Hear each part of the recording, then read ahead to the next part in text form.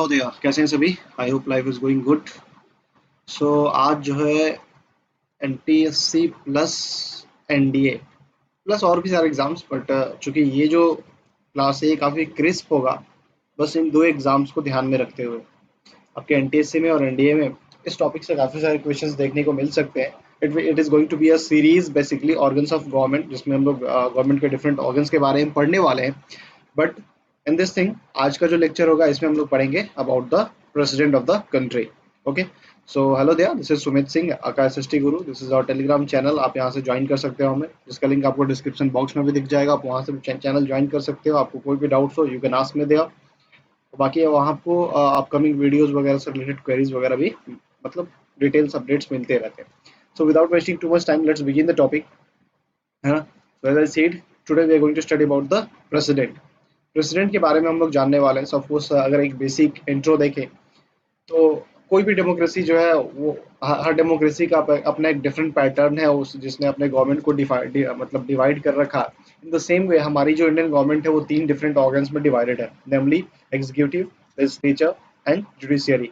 ठीक है, इन सबका अपना अपना मतलब वर्किंग एरिया है जिसके अंदर ये लोग काम करते हैं, है ना। और सब एक दूसरे को कंट्रोल किए हुए, एक तरीके से देखा जाए तो इनडायरेक्टली सबने एक दूसरे के ऊपर कंट्रोल कर रखा है ना। यहाँ सेपरेशन ऑफ पावर है अच्छा खासा, है ना। और सब एक दूसरे के काम को कंट्रोल कर रहे हैं, सब एक दूसरे के काम को ऑब्जर्व कर रहे हैं and things are going happily. तो अब इसमें एग्जीक्यूटिव में हम लोग पढ़ने वाला है यूनियन एग्जीक्यूटिव। तो क्या होता है यूनियन एग्जीक्यूटिव? देखिए, जब भी ये टर्म आता है यूनियन एग्जीक्यूटिव, तो यहाँ आपको तीन चीजें समझनी है। कौन इसमें कौन कौन आते हैं? तो सबसे पहले प्रेसिडेंट आते हैं, दूसरा of course vice president, and the third one being council of minister, है ना। Council of minister. तो this are three topics union executive के अंदर जो हम लोग पढ़ने वाले हैं। तो the first one being president, है ना। इनके बारे में पढ़ते हैं। अभी प्रेजेंट प्रेसिडेंट कौन है? Let me know in the comment box. I know it is a very easy question, but still I want to know कि मतलब आपका एक्टिव रहना इंपॉर्टेंट है। तो हम बात करें अगर प्रेसिडेंट की, तो जाहिर सी बात है कि जो जो एग्जीक्यूटिव पावर है कंट्री की सारी की सारी is vested in the hands of the president, है ना। और आर्टिकल कहता है कि he will exercise his power directly और through officer subordinate to him. And who are this officers actually? ये ऑफिसर है काउंसिल ऑफ मिनिस्टर, है ना। हमने देखा कि ऑन बिहाफ ऑफ प्रेसिडेंट सारा का सारा काम काउंसिल ऑफ मिनिस्टर और प्राइम मिनिस्टर ये मिलकर करते हैं। काउंसिल ऑफ मिनिस्टर को हेड करने के लिए फिर ये टर्म कहता है कि council of minister will be headed by prime minister, है ना। इसके साथ साथ अगर बात करें प्रेसिडेंट की, तो he is the supreme commander of arm forces end of course he is the first citizen of the India, and first lady इनकी वाइफ हो जाएंगी, है ना। Very simple it is. So let's talk about some let's see some details about him, है ना। तो अगर बात करें तो जितने भी डिसीजंस गवर्नमेंट ऑफ इंडिया के लिए जाते हैं वो किसके नाम से लिए जाते हैं? All of them are taken on the name of president. भले आप देखते हो कि PM is going there and PM is doing all those things, but actually behind the scene ये है कि president is doing all those things on the name of the president of the country, है ना। राष्ट्रपति के नाम पे वो सारी की सारी चीजें हो रही, जो भी आपने देखे उनके डॉक्यूमेंट्स का एक्सचेंज होता है, जो साइन किए जाते हैं, all those things you would have seen in the newspapers and news channels and all those things. तो क्या है, पीएम भले कंडक्ट करते हैं, but on behalf of home? On behalf of president, है ना। मतलब जितने भी डिसीजन लिए जाते हैं वो प्रेसिडेंट के नाम पे लिए जाते हैं। और इसमें सलाह कौन देता है प्रेसिडेंट को?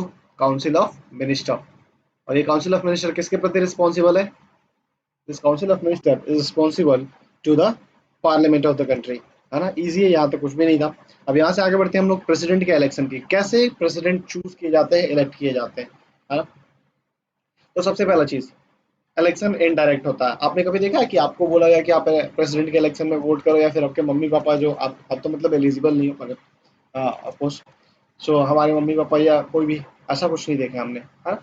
मतलब इनडायरेक्ट इलेक्शन है। इनडायरेक्ट कहने का मतलब है कि इसमें कुछ पार्टिकुलर लोग ही हैं जो कि इसमें पार्टिसिपेट करते हैं। और ये जो पार्टिकुलर लोग हैं इन्हें कहते हैं, मतलब इनका जो ग्रुप होता है उसे इलेक्टोरल कॉलेज नाम दिया गया। तुम्हारा स्कूल वाला मतलब तुम्हारा वाला कॉलेज नहीं है, है ना।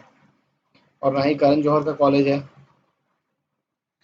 तो ये जो पार्टिकुलर जो लोग हैं जो प्रेसिडेंट के इलेक्शन में पार्टिसिपेट करते हैं, है ना, इनका जो ग्रुप है that thing is known as electoral college.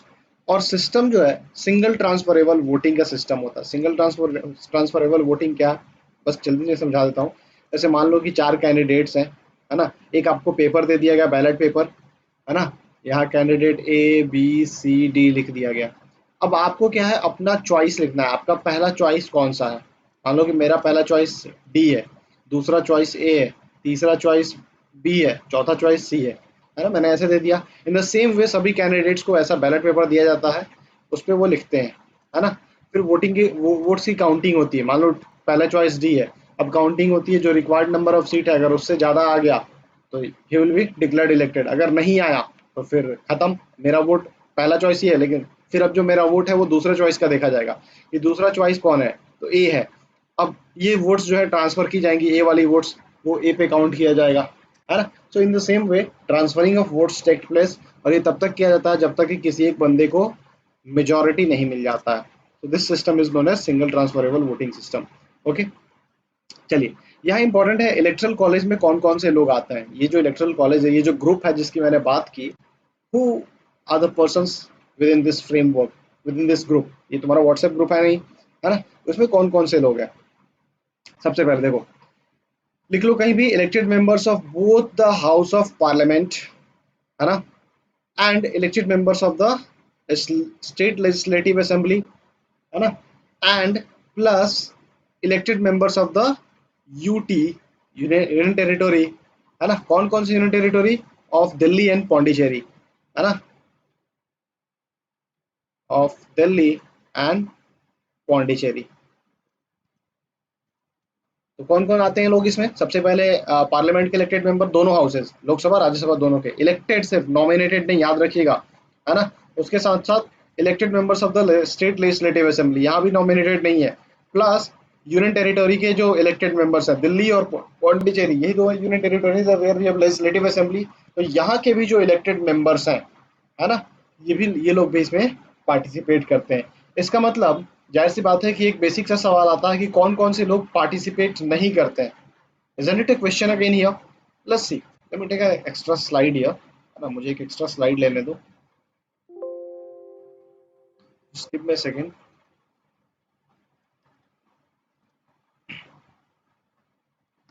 चलिए, तो हम बात कर रहे थे इलेक्टोरल कॉलेज की, ईसी। ईसी में हमने देखा पहला जो है, elected member of Lok Sabha plus Rajya Sabha, elected member of state legislative assembly, elected member of union territory of Delhi and Pondicherry। Clear, ये वो लोग हैं जो लोग वोट करते हैं, जिनके पास वोटिंग राइट है, ये लोग वो हैं जो वोट करते हैं। तो अब इसमें से कौन कौन से बच गए जो वोट नहीं करते, बहुत ही सिंपल है, याद रखना।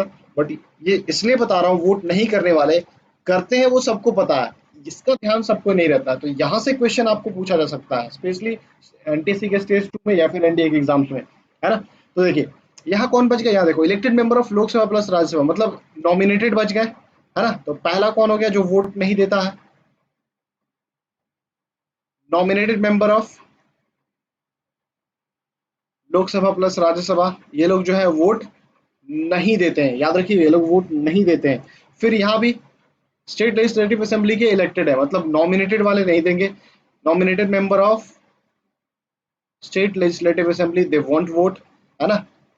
और तीसरे नंबर पे कौन आएंगे, तीसरा देखो, इलेक्टेड मेंबर फिर है, मतलब nominated member of UT of Delhi and Pondicherry, ये लोग वोट नहीं करते हैं राष्ट्रपति के इलेक्शन में। क्लियर यहाँ तक, आई होप किसी को कोई डाउट नहीं होगा यहाँ पे, है ना। चलिए, तो हम लोग यहाँ से आगे बढ़ते हैं, कहीं भी साइड में नोट कर लीजिएगा ये वाला। वैसे इजी है, अगर आपको ये ध्यान में है तो इजीली आप ध्यान दो, नॉमिनेटेड कर देना है बस, वो लोग वोट नहीं करते। बट कंफ्यूज नहीं होना है, इसलिए मैंने इस चीज़ को अलग से लिख दिया, ये नोट्स में नहीं है, आपको ये सब कुछ मतलब मिल जाएगा पीडीएफ में टेलीग्राम चैनल पे, है ना।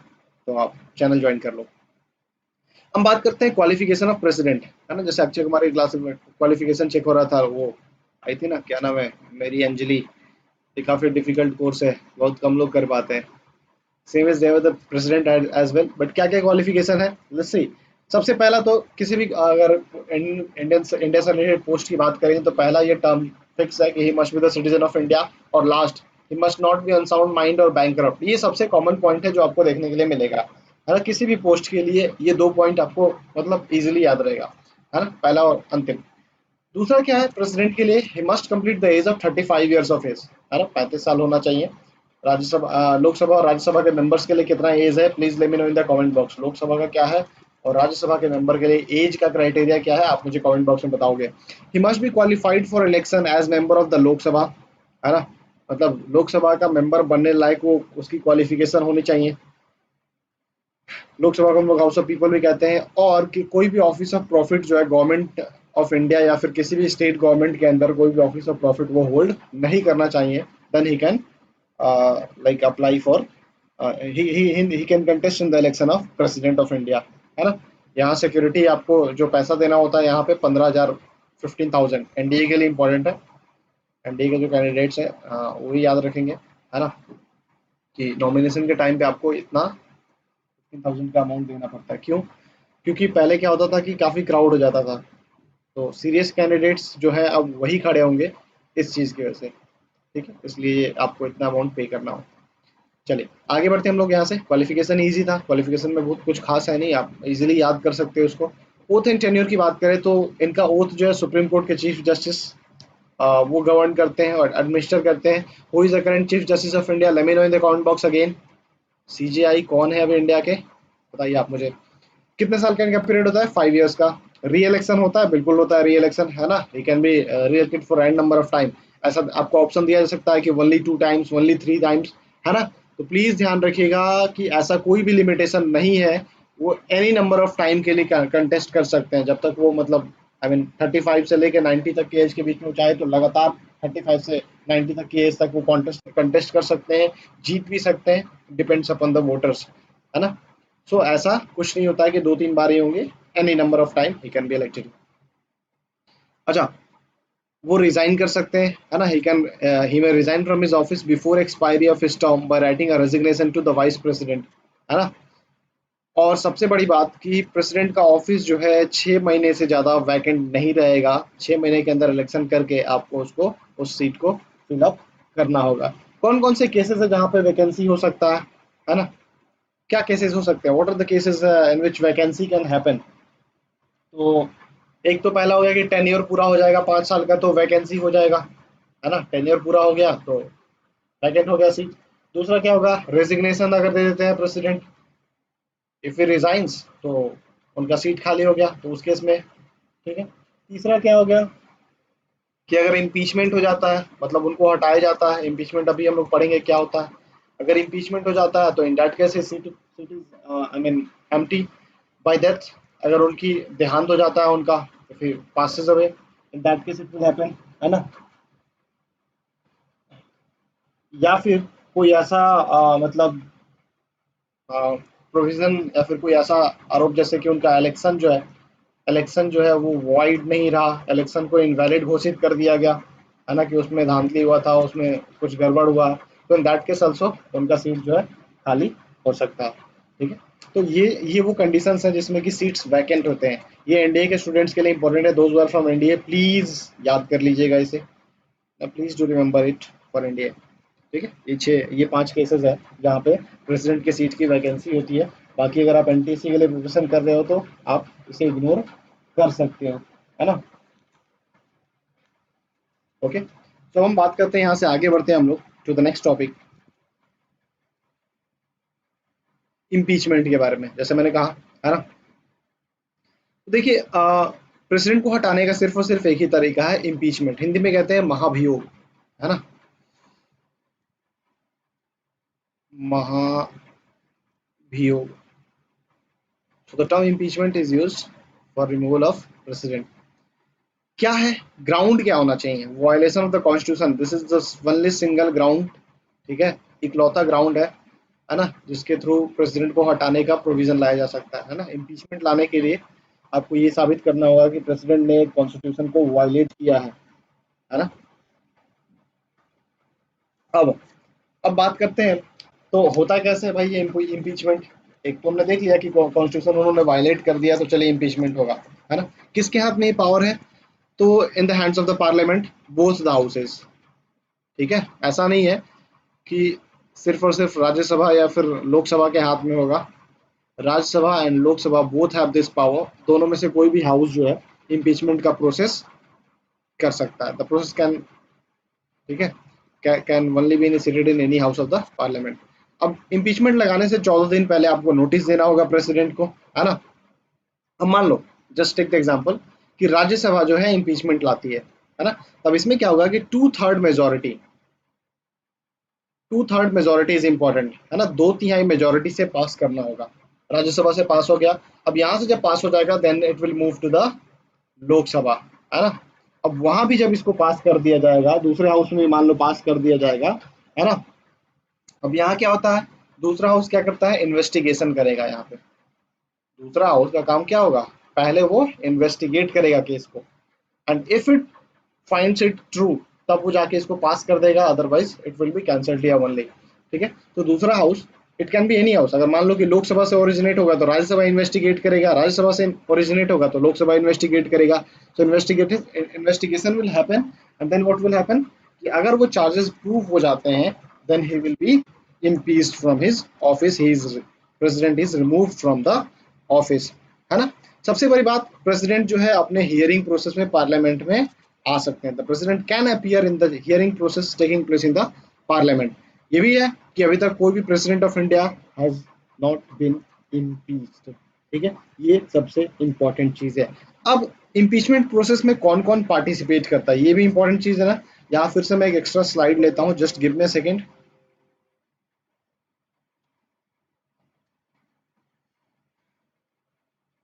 चलिए, so who else participates in the process of impeachment? Impeachment की अगर हम बात कर रहे हैं तो इम्पीचमेंट में कौन कौन से लोग पार्टिसिपेट करेंगे, वोट करेंगे। जैसा कि आपने देख लिया कि पार्लियामेंट में मैक्सिमम प्रोसेस हो रहा है ना। कहीं भी आपको स्टेट लेजिस्लेटिव असेंबली का जिक्र दिखा, नहीं दिखा, है ना। मतलब कि कहीं भी आपको यूटी का जिक्र दिखा, नहीं दिखा, मतलब कि इनका रोल नहीं है। ठीक है, तो कौन कौन से लोग जो है इम्पीचमेंट के प्रोसेस में पार्टिसिपेट करते हैं, है ना। चलिए, तो इसमें जो है बेसिकली आपके जो नॉमिनेटेड मेंबर्स हैं, है ना, वो पार्टिसिपेट करते हैं। नॉमिनेटेड मेंबर्स वोटिंग में राइट, उनका अधिकार नहीं है, लेकिन इम्पीचमेंट में वो पार्टिसिपेट करते हैं। तो नॉमिनेटेड मेंबर जो है ना ऑफ बोथ हाउसेस, ये इंपॉर्टेंट है, specially from the again from the NDA perspective, both house participate करते हैं। ठीक है, लेकिन कौन पार्टिसिपेट नहीं करता है, कुछ ऐसे भी लोग हैं जो वोटिंग में पार्टिसिपेट करते हैं, है ना, वोटिंग में उनका पार्टिसिपेशन रहता है, लेकिन इम्पीचमेंट में उनका पार्टिसिपेशन नहीं रहता है। कौन है ये लोग, सिंपल सी बात है ना। अभी आपको समझ में आ गया होगा, ये जिनका जिक्र नहीं दिखा हमें, है ना। कौन, तो इलेक्टेड मेंबर लेजिस्लेटिव असेंबली के, है ना, स्टेट के जो लेजिस्लेटिव असेंबली के इलेक्टेड मेंबर्स हैं,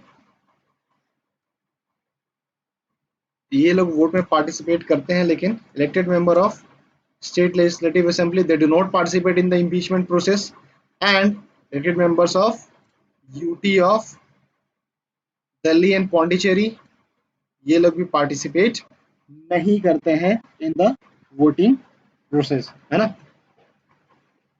साथ ही साथ यहाँ अब आपके दिमाग में आ रहा है कि नॉमिनेटेड बच गया, क्या वो करते हैं, तो नॉमिनेटेड जो है वो लोग भी नहीं करते हैं। स्टेट लेजिस्लेचर से कोई भी इसमें पार्टिसिपेट नहीं करता है, चाहे वो स्टेट लेजिस्लेटिव का हो या फिर यूटी का हो, कोई भी नॉमिनेटेड मेंबर इसमें पार्टिसिपेट नहीं करता। ठीक है, यहाँ तक क्लियर है, आई होप कोई भी डाउट नहीं होगा। चीज़ें काफ़ी स्मूथली चल रही है, आपको याद भी हो रहा होगा। प्लीज नोट्स बनाते चलिएगा, आपके लिए ईजी होगा। Now let's talk about the powers of the president, है ना। 16 का डोला 46 की छाती।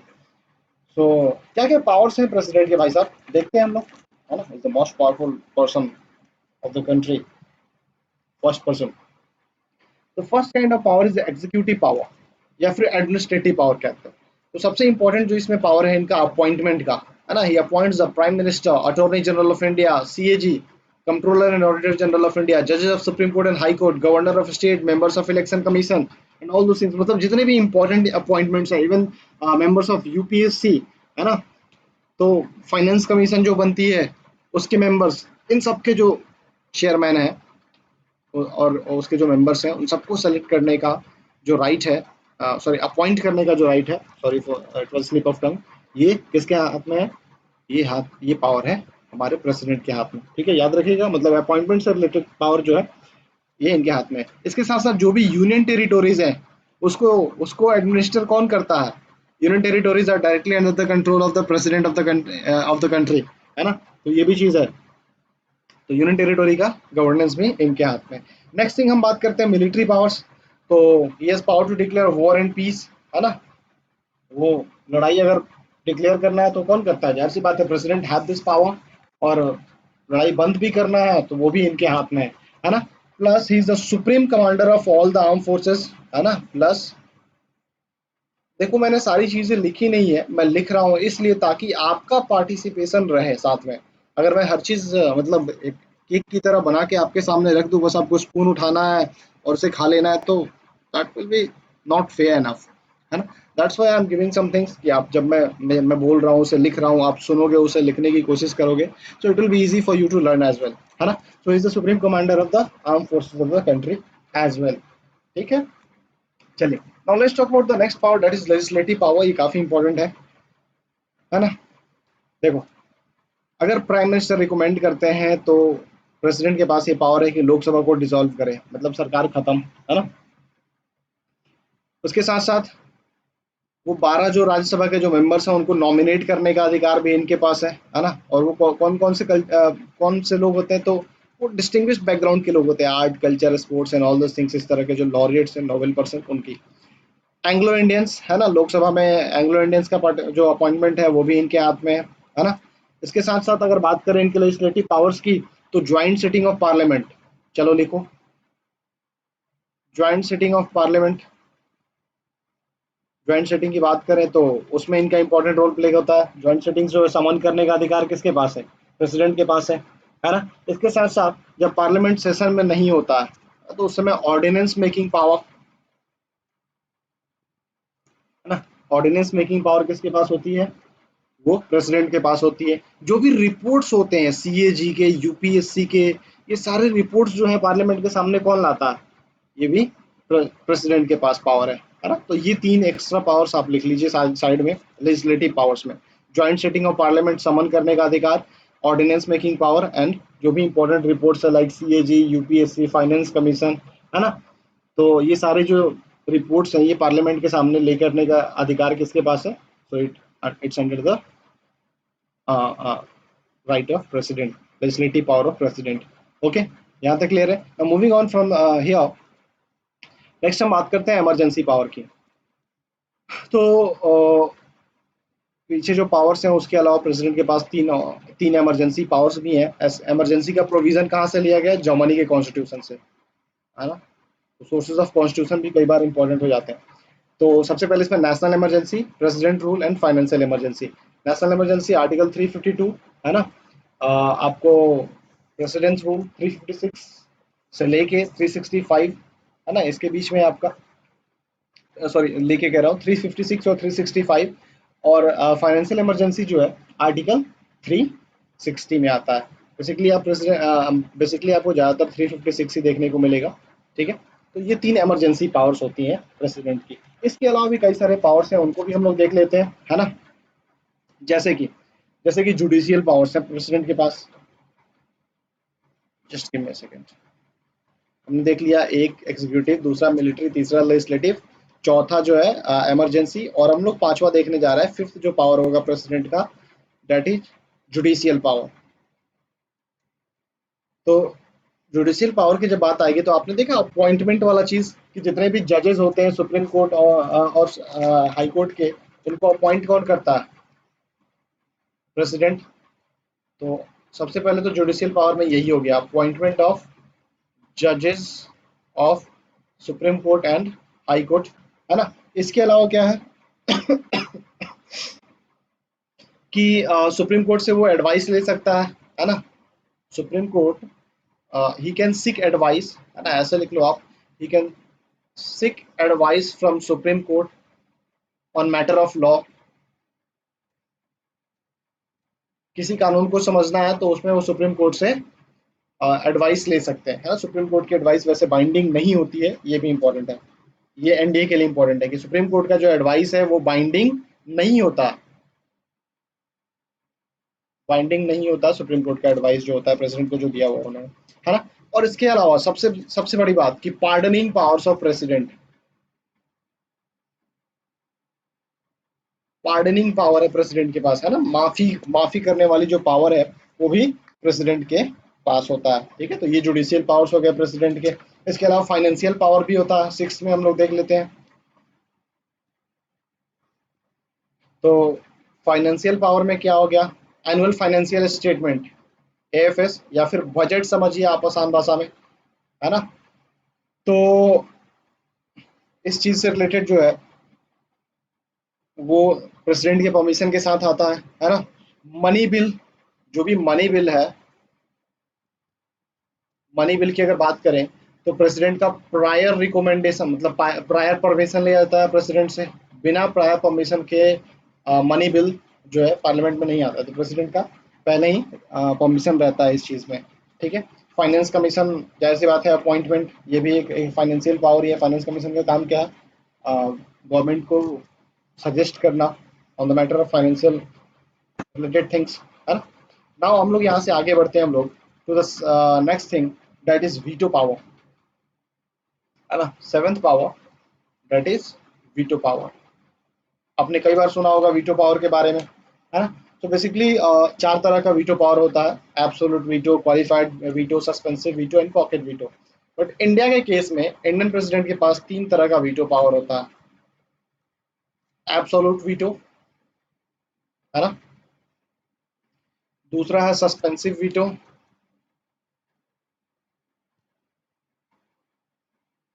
And the third one being pocket veto, है ना। तो ये तीन तरह के वीटो पावर जो है हमारे प्रेसिडेंट के पास है। प्रेसिडेंट के हाथ में ये तीन जो है पावर है। तो एब्सोल्यूट वीटो क्या होता है, किसी भी बिल का जो एसेंट है वो विदहोल्ड विदहोल्ड करके रख सकते हैं प्रेसिडेंट, है ना, विदहोल्डिंग द एसेंट,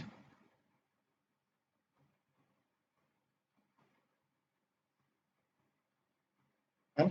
तो एसेंट को विदहोल्ड करने का पावर जो है वो एब्सोल्यूट वीटो से मिलता है ना। चलिए, दूसरा सस्पेंसिव वीटो क्या है। सस्पेंसिव वीटो की अगर बात करें तो प्रेसिडेंट जो है ये वीटो तब मतलब एक्सरसाइज करते हैं जब वो बिल को रिटर्न करते हैं रिकंसिडरेशन के लिए, है ना। पार्लियामेंट को बोले कि आप रिकंसीडर करो, इसको ऐसा लिखो, returns the bill, returns the bill to parliament for reconsideration, है ना। प्रेसिडेंट ने कहा कि आप इस पर रिकंसिडर करो, ये बिल इसमें कुछ कमियां हैं, कुछ फ्लॉज हैं जो उनको पसंद नहीं आया, तो he can give. But but parliament जो है बाउंड नहीं है इस चीज के लिए कि वो उसमें चेंजेस लाए। पार्लियामेंट फिर वापस से वैसे का वैसा बिल ला सकता है, and this time president will have to sign it, है ना। प्रेसिडेंट को साइन करना होगा, अपना एसेंट देना होगा। पॉकेट वीटो क्या होता है, ये सबसे पावरफुल वीटो हो गया। सब बोला कि हम कुछ करेंगे नहीं, चुपचाप से टेबल पे छोड़ दिए, कोई रिस्पॉन्स ही नहीं लेंगे, है ना। तो प्रेसिडेंट इसमें ना ही रेटिफाई करते हैं, ना ही रिजेक्ट करते हैं, ना रिटर्न करते हैं, है ना। President neither ratifies, rejects or returns the bill, keep it pending on his table, keep it pending on his table, table पे छोड़ दिए, है ना, जाओ सड़ते रहो, माला फर्क ना ही पड़े, है ना। तो ये जो पावर होता है ये पॉकेट वीटो का पावर होता है प्रेसिडेंट का। तो आई होप आपको प्रेसिडेंट के पावर्स भी समझ में आ गए होंगे, है ना। अच्छा, कितने तरह के पार्डनिंग पावर्स होते हैं प्रेसिडेंट के, मैंने यहाँ बात की ना पार्डनिंग पावर्स की। तो इसमें जो है पांच तरह के पार्डनिंग पावर होते हैं। पार्डनिंग पावर जो है पांच तरह का होता है। एक हो गया पार्डन, है ना। और दूसरा आप चाहो तो साइड में टर्म लिख सकते हो, कम्यूटेशन। दूसरा जो टर्म होता है वो कम्यूटेशन होता है, COMMUTATION, है ना। तीसरा जो है वो होता है रेमिशन। चौथा जो होता है रिस्पाइट। और पांचवा जो होता है वो है रिप्राइव, है ना। So this are the 5 kinds of pardoning powers of the president as well. यहाँ आपको प्रेसिडेंट का लिस्ट दिया हुआ है, ये इंपॉर्टेंट हो सकता है ना, तो आप इसे याद कर लेना। सबसे पहले प्रेसिडेंट राजेंद्र प्रसाद, दूसरे सर्वपल्ली राधाकृष्णन, फिर जाकिर हुसैन, वीवी गिरी, फखरुद्दीन अली अहमद, नीलम Sanjiva Reddy, Giani Zail Singh, R Venkata Raman, Shankar Dayal Sharma, K R Narayanan, APJ Abdul Kalam, Pratibha Patil, Pranab Mukherjee and the present one Ramnath Kovind.